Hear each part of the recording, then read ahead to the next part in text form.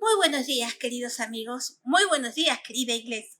Una vez más estamos todos juntos para celebrar la presencia del Señor en nuestras vidas. Allí en sus casas y nosotros también aquí en casa, pero juntos alabaremos al Señor. Vamos a adorar juntos a nuestro Padre Celestial.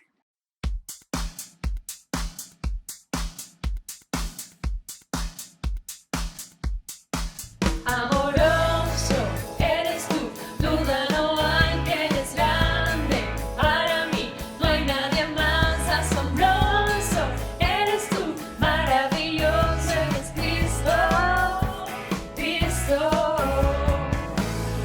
No hay manera de describirte y nadie se compara a ti. Yo pienso en ti cada día, Cristo. Oh, oh, oh. Tú puedes buscar algo más grande, que seguro que lo encontrarás. Amor así, inexplicable. Oh, oh. Yo cantaré, amoroso eres tú, duda no hay que eres grande. Para mí no hay nadie más asombroso. Eres tú, maravilloso, eres Cristo, Cristo. No hay manera de describirte y nadie se compara a ti. Yo pienso en ti cada día, Cristo. Oh, oh, oh. Tú puedes buscar algo más grande, que seguro que lo encontrarás. Amor así, inexplicable. Oh, yo cantaré, amoroso eres tú, duda no hay que eres grande. Para mí no hay nadie más asombroso. Eres tú, maravilloso, eres Cristo, Cristo. Amoroso eres tú, duda no hay que eres grande. Para mí no hay nadie más asombroso. Eres tú, maravilloso, eres Cristo, Cristo. No hay quien se compare a ti. Tú eres sin igual. Oh, no hay quien se compare a ti. Tú eres sin igual. Oh, no hay quien se compare a ti. Tú eres sin igual. No hay quien sea como tú, Señor, a ti. Tú eres sin igual. Amoroso eres tú, duda no hay que eres grande. Para mí no hay nadie más asombroso. Eres tú, maravilloso, eres Cristo, Cristo. Amoroso eres tú, duda no hay que eres grande. Para mí no hay nadie más asombroso. Eres tú, maravilloso, eres Cristo, Cristo, Cristo, Cristo, Cristo.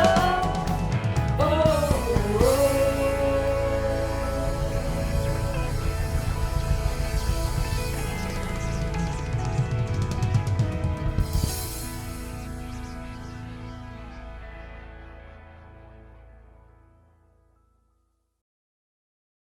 Gracias por acompañarnos, por permitirnos entrar en tu casa y hacernos sentir parte de la familia. De hecho, la semana pasada terminé diciendo que nos gustaría que nos consideres tu familia cristiana, una familia dispuesta a caminar a tu lado mientras atravesamos este oscuro y peligroso periodo de nuestras vidas. A propósito, ¿cómo has estado estos días? Las noticias no dejan de alarmarnos. Nos acercamos, como quisiera equivocarme, a pasar la barrera de los 50,000 contagiados, lo que significa miles de muertes, miles de personas buscando cómo alimentarse o cómo regresar a sus pueblos de origen. A estas alturas, creo que además del peligro que representa el virus, debemos cuidarnos de otra amenaza, no caer en las garras del miedo, que puede llevarnos a cometer actos ilógicos, inhumanitarios, como lo que hemos visto y escuchado durante la última semana. Locales que se niegan a recibir a los caminantes porque tienen miedo de ser contagiados. Pueblos que protestan, reclaman e impiden que los muertos descansen por temor a ser contagiados. En pocas palabras, la gente tiene miedo. ¿Y cómo no va a tenerlo si enfrentamos un enemigo invisible que se ha dado maña para obligar a millones de personas a permanecer en sus casas por casi 50 días? Así que permíteme comenzar con una pregunta personal. ¿Tienes miedo? ¿Sabes? Jesús dirigió unas sentidas palabras a sus primeros discípulos. Les dijo: no tengan miedo, mi rebaño pequeño, porque es la voluntad del Padre darles el reino. Se puede notar en esa frase el cariño, porque los llama mi rebaño pequeño. Se puede notar la promesa, porque les dice el Padre va a darles el reino. Pero definitivamente sobresale el pedido: no tengan miedo. Un pedido que corre de comienzo a fin por todas las páginas de la Biblia. Porque Abraham, Moisés, David, Salomón, Nehemías, Pedro, Pablo, Juan y muchos otros personajes bíblicos recibieron la misma solicitud. En realidad, este es un pedido para los cristianos de toda época y lugar. Es decir, en medio de la pandemia, Jesús está diciéndote, está diciéndome, no tengas miedo. Una solicitud que cuesta trabajo cumplir, porque hay 1000 motivos para sentir miedo, desde los abusadores infantiles, pasando por los hombres que agreden mujeres, los delincuentes que asesinan por robar un celular, hasta los accidentes de tránsito. Y todo esto tiene como hilo conductor nuestra propia fragilidad, que se hace evidente en situaciones como esta, en que un pequeño virus logra proyectar una sombra de incertidumbre para los días venideros. Y si no, ¿quién está seguro de cómo le irá la economía? ¿De cómo le irán sus proyectos? ¿De cómo pasarán los siguientes meses? Nadie. Todos sentimos incertidumbre. Por eso, permíteme insistir con la pregunta: ¿tienes miedo? La historia de los primeros cristianos es la historia de generaciones de personas sencillas que lograron vencer el miedo, sobreponerse a sus debilidades, conquistar y cambiar el mundo. El testimonio de esos primeros cristianos no solo debiera despertar nuestra curiosidad por saber cómo lo hicieron, sino que debe llevarnos a buscar la respuesta bíblica a la pregunta que muchos están haciendo: ¿cómo vencer el miedo? Una pregunta que hoy más que nunca necesita una respuesta que funcione. Para responder, tenemos que comenzar aceptando la gran diferencia entre los primeros cristianos y nosotros. Permíteme aclararlo. Ellos fueron conscientes de su fragilidad, mientras que nosotros hemos creído tener el control de nuestras vidas. A ellos las dificultades no les tomaron de sorpresa, mientras que a nosotros un pequeño virus nos ha dejado fuera de juego. Ellos estaban en guardia, nosotros estábamos desprevenidos. ¿Por qué la diferencia? Porque ellos tomaron en serio las indicaciones de Jesús. Por ejemplo, el Señor advirtió que los cristianos iban a vivir como ovejas en medio de lobos. Entonces, ellos respondieron con prudencia y sencillez, mientras que muchos de nosotros hemos creído ser leones o águilas, es decir, hemos creído ser invencibles. Jesús también advirtió que a los cristianos les tocaría tener aflicción en el mundo. Entonces ellos buscaron la protección de Dios, mientras que muchos de nosotros hemos actuado como si estuviéramos por encima de las dificultades, como si fuéramos superhéroes. La diferencia es evidente, tanto que en el siglo XXI la gente cree que tiene derecho para hacer lo que quiera, para ir a donde desee, para vivir como mejor le parezca, mientras que los primeros cristianos estaban conscientes de su fragilidad y dependencia. Esa fue la razón porque el primer pastor de la iglesia en Jerusalén escribió: ciertamente la vida es neblina que se aparece por un poco de tiempo y luego se desvanece, sosteniendo que toda nuestra vida debe mantenerse en completa dependencia a la voluntad perfecta y agradable de Dios.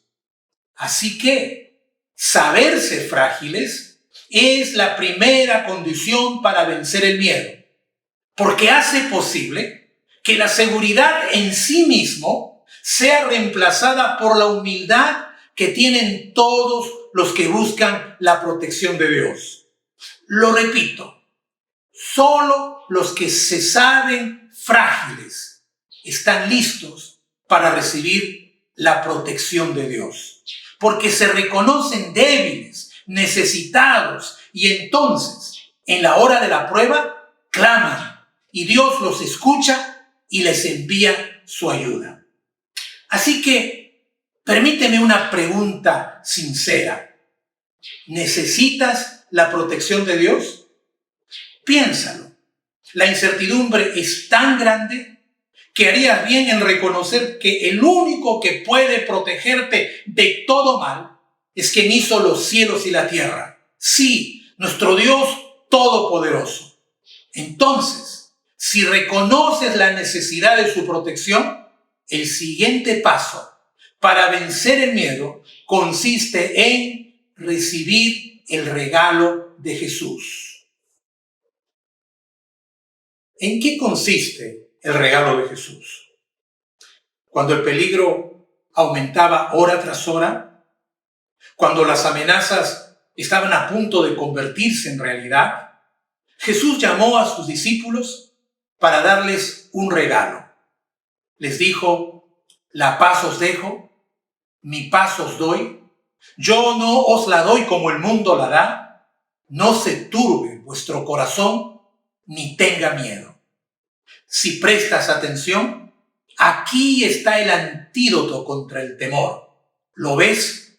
Consiste en recibir la paz de Dios.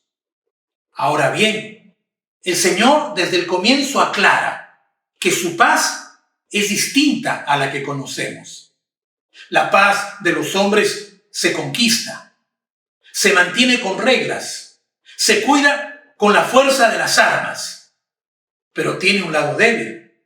Nunca logra vencer el miedo. Es, para decirlo de un modo irónico, una paz insegura. En cambio, la paz de Dios no tiene que conquistarse, tiene que recibirse. No tiene que cuidarse, porque es como una fuerza que penetra en nuestro interior, manteniéndote seguro, tranquilo, sereno, valiente, acertado y firme en medio del mayor peligro.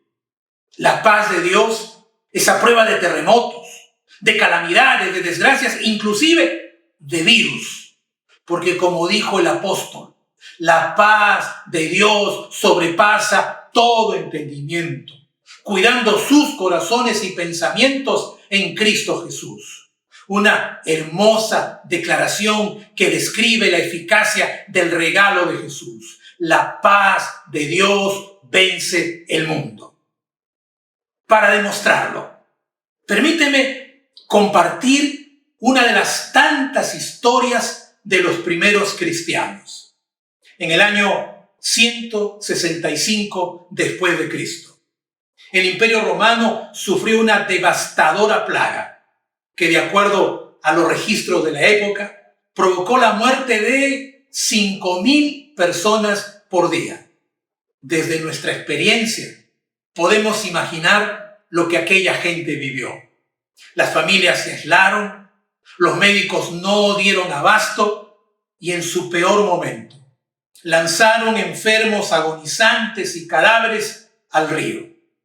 El emperador, desesperado, buscó la ayuda de los sacerdotes paganos para que hicieran algo, pero ellos estaban tan paralizados por el miedo como los demás. Entonces, sin que nadie los llamase, los primeros cristianos aparecieron para consolar, ayudar, compartir. Abrazaron a los enfermos agonizantes. Consolaron a las familias quebradas por el dolor. Compartieron lo poco que tenían. La historia dice que la gente se preguntaba por qué hacían eso. Los cristianos respondían que la paz de Dios les daba fuerzas para consolar, para compartir, para ayudar, para esperar milagros. Tengo otras historias similares que podría contar, pero he querido compartirte esta, porque demuestra que la paz de Dios vence al miedo. ¿Recuerdas la pregunta? Hace un momento te pregunté, ¿necesitas la paz de Dios? Es importante que comprendas que su paz es un regalo que se recibe o se rechaza. No puede tener precio. Porque si lo piensas bien, ¿cuánto dinero se necesitaría para comprar un poco de paz? ¿O cuánto costaría tener el alma con un poco de tranquilidad?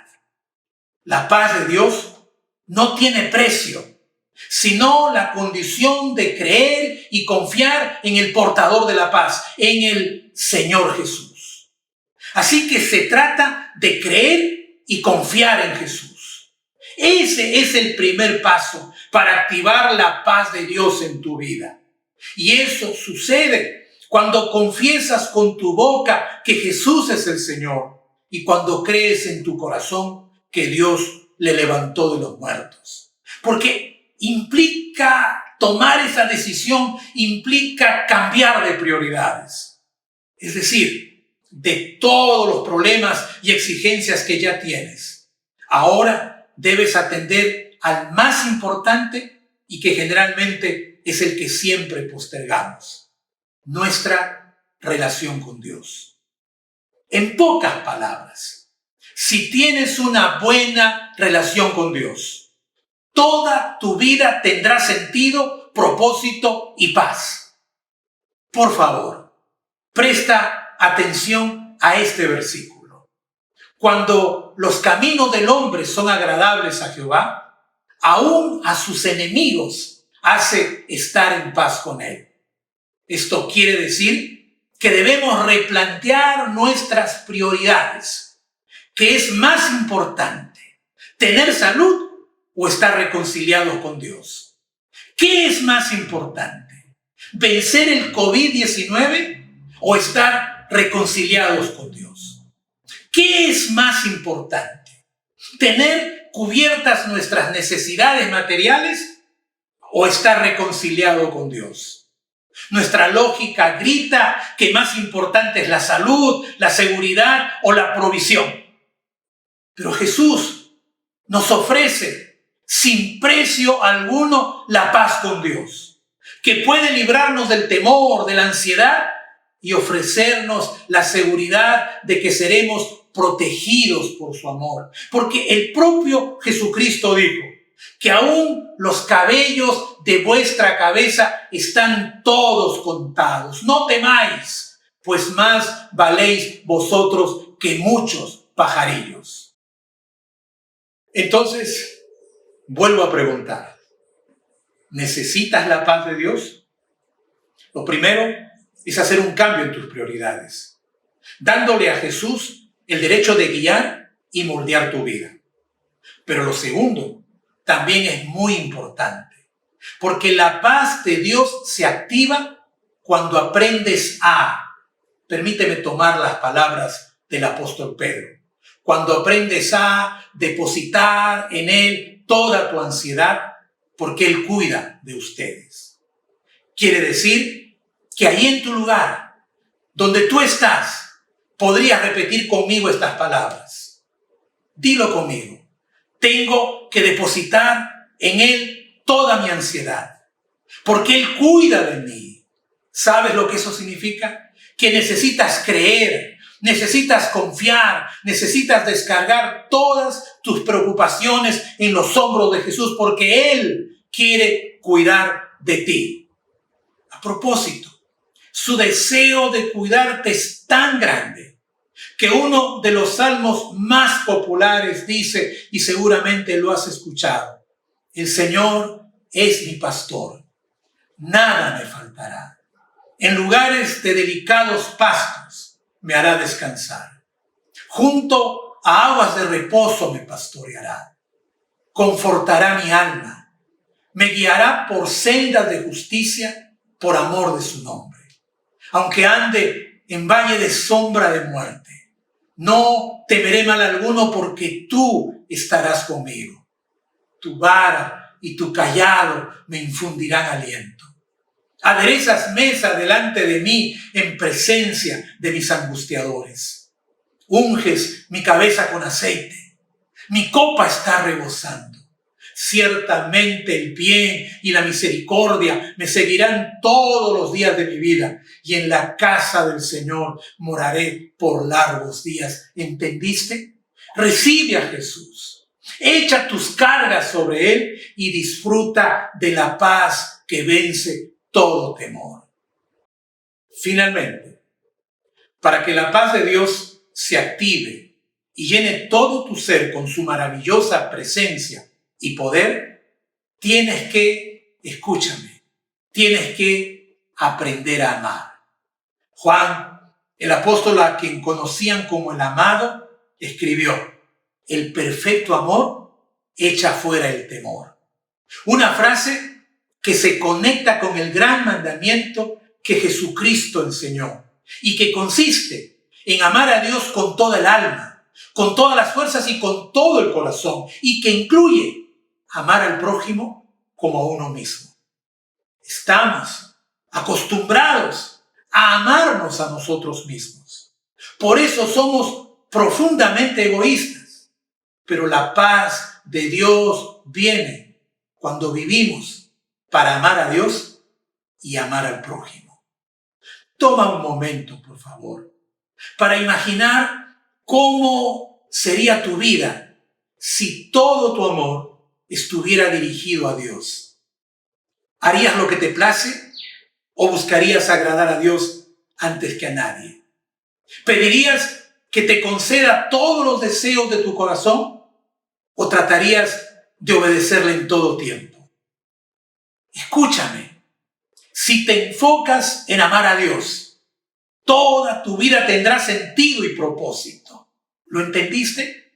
Hagamos otro ejercicio. ¿Cómo sería tu vida si vivieras para amar a tu prójimo? ¿Perderías o ganarías el respeto, el cariño y la solidaridad de los que te rodean? ¿Sería mejor o sería peor? Creo que ha quedado claro. Amar a Dios y amar al prójimo es la clave para vencer el miedo. Así que no quiero terminar sin volver a preguntarte, ¿necesitas la paz de Dios? Si la necesitas, tienes que cambiar tus prioridades. Tienes que acercarte a Dios y entregarle a Jesús el derecho de guiar y moldear tu vida. Tienes que tomar todas tus cargas, todas tus preocupaciones, todos tus temores y ponerlos sobre los hombros del Señor Jesús, porque Él quiere cuidar de ti. Y tienes que dejar de ser egoísta y enfocarte en amar a Dios y amar a tu prójimo como a ti mismo. Tal vez estás preguntándote cómo dar estos 3 pasos. Y yo quiero decirte que todo comienza con una oración personal. Una oración en la que podrías hablar con Jesús y decirle algo como, por ejemplo, Señor Jesús, necesito vencer el miedo y la preocupación.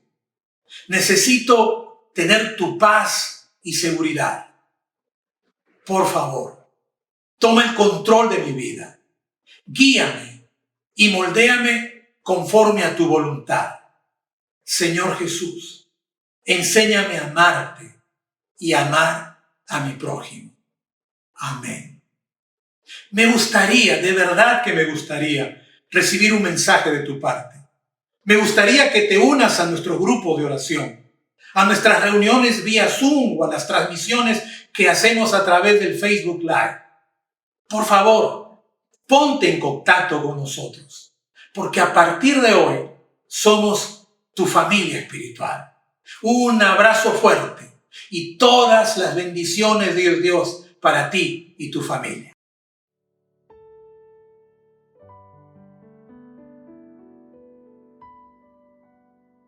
En los primeros años de nuestra fe, cuando ser cristiano significaba estar en peligro de muerte, cuando no habían templos ni lugares públicos donde los cristianos se pudieran reunir, pequeños grupos de hermanos, a veces a la ribera de un río, escondidos en alguna cueva o en alguna pequeña sala, se juntaban para compartir el pan y el jugo de la vid, el vino. Era un momento de intensa comunión, porque con el pan recordaban el cuerpo que Jesús entregó para redimir nuestros pecados, y con el vino recordaban la sangre que Él derramó para limpiar todas nuestras faltas. Al igual que aquellos primeros hermanos, hoy ustedes en casa y nosotros aquí estamos listos para compartir la Santa Cena. Antes de comer el pan y beber el vino, tomen un momento para orar y ponerse a cuentas con Dios y consagrarse y pedirle que mientras participamos de este momento, el Señor nos guíe y nos ministre. Marta, guíenos en oración. Oremos. Bendito Padre, gracias Señor por el honor que nos das de poder, Señor, sentarnos a tu mesa para recordar, Señor, el sacrificio precioso que hiciste en la cruz por nosotros. Bendito Padre, pero no podemos acercarnos a tu mesa sin antes reconocer delante de ti, Señor, nuestras fallas, nuestras debilidades, nuestros temores. Bendito Padre, pero tu palabra preciosa dice que si confesamos nuestros pecados, tú eres fiel y justo para perdonarnos y limpiarnos de toda maldad. Por eso, Señor, en esta mañana te pedimos, Señor, humildemente, que laves, Señor, todos nuestros pecados, que limpies, Señor, todas nuestras faltas. Quita, Señor, de nosotros todas esas cosas, Padre, que son estorbos, Señor. Y permítanos, Señor, en esta mañana comer el pan, beber la copa, Señor, con gratitud por todo lo que has hecho por nosotros. Gracias, Señor, por cada uno de mis hermanos que en esta mañana pueden ponerse a cuentas contigo. Que podamos comer el pan y beber la copa, Señor, con acción de gracias. En el nombre de Jesús. Amén. Amén. Quien va a presidir puede ser papá, la mamá o uno de los hijos. quien va a presidir, haga conmigo lo siguiente. Tome el pan y recuerde que la noche en que Jesús fue entregado, tomó el pan, dio las gracias, lo partió, se lo dio a sus discípulos y les dijo: tomad, comed, este es mi cuerpo que por vosotros es partido. Haced esto en memoria de mí. Hagámoslo así, hermanos.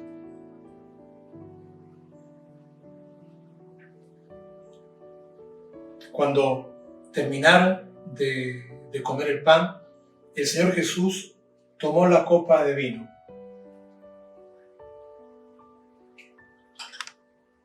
y les dijo: esta copa es el nuevo pacto en mi sangre.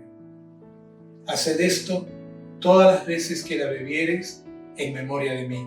Pero antes de que ellos bebieran, les prometió que no iba a volver a beber del jugo de la vid hasta encontrarse con nosotros en el reino de su Padre. Eso significa que tenemos que tener un recuerdo de lo que Él hizo en la cruz y que tenemos que tener una esperanza de lo que Él va a hacer. Él va a regresar por nosotros. Con esto en nuestra mente, bebamos la copa, por favor.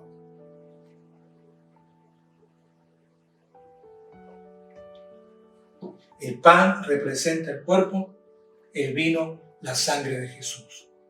El Señor entregó su cuerpo y derramó su sangre para darnos libertad, salud, bendición. Señor, que tu Santo Espíritu nos ministre con entera libertad y que en cada casa donde ahora se ha compartido el pan y el vino, Señor, que tu bendición sea abundante, que tu presencia sea manifiesta y que la paz y el gozo estén en el corazón de tus hijos. En el nombre de Jesucristo nuestro Señor. Amén. Amén. Dios los bendiga.